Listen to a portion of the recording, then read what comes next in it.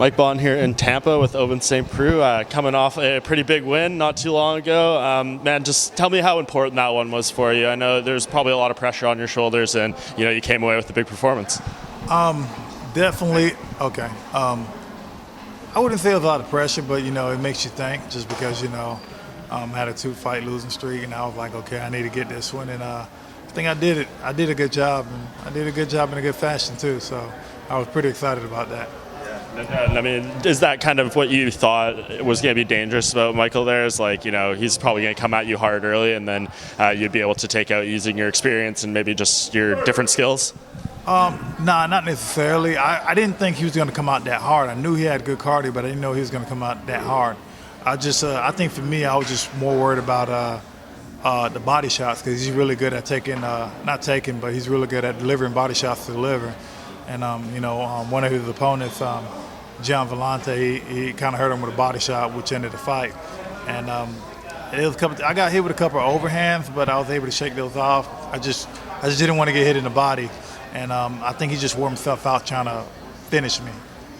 What does that kind of say about where you are in the division, just in your career? I mean, that fight, it kind of seemed like he was on a long winning streak. He was doing well in the UFC. And maybe they're trying to use your name a little bit to build him up, and you kind of shut that down, and kind of proves that you're still a very big part of this weight class right now. Oh yeah, definitely. When I put my mind to something, I think I do a lot better. And this time around, this fight, I mean, I put a lot of work in, and I actually at times I tend to do things half-assed, but this camp, I was actually on board with everything, and I mean, I think it showed my performance, and I'm going to continue to do it from now on. It makes my life that much easier. Yeah, when you say you sometimes do things half-assed, what do you mean exactly by that? Just like I know, I've been doing this for a long time, so I know what I need to do, and when you do it on a consistent and whatnot, after a while, it's not that you get tired. You just not even like you get motivated. It's just like, okay, I got to put myself in that rhythm. I've been an athlete I've been an athlete for the past 25 years of my life now. So I know what I need to do. As long as I do it, I'm good. So if I do it half-assed, I know I'm in trouble. And past couple fights, that's what's happened. For sure. And coming off that win, I mean, what do you like next? I know you like to fight really often and all that kind of stuff. Are you just looking for a quick turnaround? Is there anyone in particular you'd like to fight? Definitely looking for a quick turnaround. Hopefully I can get something pretty soon, 2019. I don't even know how to pronounce his name. What's the guy that just fought Khalil Rountree? Oh, yeah. I'm blanking on his name as well. I know who you're talking about, though.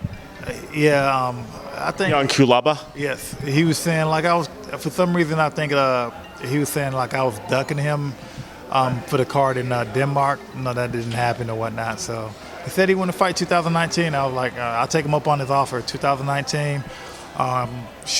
Good card on 2019 right now. The South Korea card, December 21st. I'll definitely do that one. So if you want to fight 2019, I'm just letting know I'm here. I mean, he's a guy, he's nicknamed the Hulk, and he really, he tries to come out there, early and finish. I think he has 6-7 wins under 30 seconds or something like that. That's, I guess, similar to what you just experienced, a guy who comes out of the gate really strong.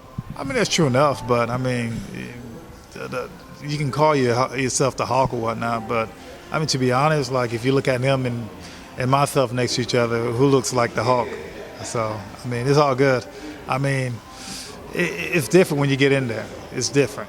So I don't think he ever got in with somebody that's, my height, my strength, my size too. I mean, it's weird. It was weird the way Khalil approached that fight too, because I mean, he basically was training straight out of a Muay Thai gym in Thailand, and basically admitted he wasn't doing a ton of groundwork, and it kind of showed in the end result there. Obviously, we know what you're good at when it comes to the submissions and all that stuff. Is that somewhere you feel you match up well with him as well? I mean, with me, I think as long as I put my mindset on anything, I match up pretty well anywhere with anybody, whether it's striking, whether it's whether it's grappling, whether it's jiu-jitsu. I think I match up pretty well. My striking came a long way. I mean, nowadays, just the groundwork is just come natural to me now. Striking is always good. I got good strong kicks. I got good punches or whatnot. even my last fight, I got caught a couple times, but it's just me just kind of weathering the storm. And when I actually got in a clinch position, started using a lot of knees and elbows, and he got a little carried away and threw it overhand, and I was able to take a shot and take him down. So I feel comfortable everywhere. So you put me anywhere, I'm going to be good.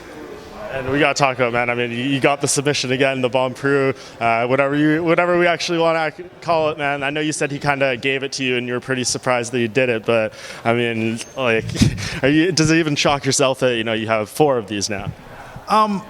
It is a bit shocking, but I tell everybody, like, when you go for a submission, especially the guillotine, which is a common submission, and just in MMA, a lot of people spend the time trying to defend the submission, but I actually attack from the submission, and the guillotine is a choke. And a lot of times when I get people with a Von Flue is a blood choke, so you end up passing out before I do. But I just surprised.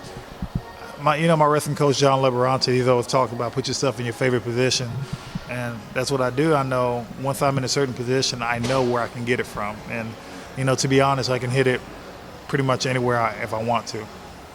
Well, so I mean, I guess just the warning to other opponents is, don't go for that guillotine. Don't even be on bottom with you, because, like you said, you probably have a lot more tricks up your sleeve as well. I mean, you can be on bottom with me. I can be in your guard. I can be up against the cage. I still can finish it up against the cage. So it doesn't matter at all.